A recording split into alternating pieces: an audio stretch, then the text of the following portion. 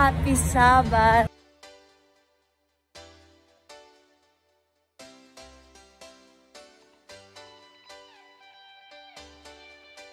Happy New Year everyone! Kumusta ang New Year ninyo? Just want to greet you a happy New Year 2024, and thank you to all my friends, family, sa mga members natin sa 2023. Babaunin ko yon forever at sana magiging maayos pa sa 2024. So, happy Sabbath and Happy New Year. Ito yung first Sabbath of the year. So, yun lang. Happy New Year everyone and God bless.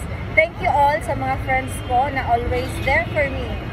Lagi nagsusuporta sa akin, sumusuporta, at sa husband ko of course. So, Happy New Year again!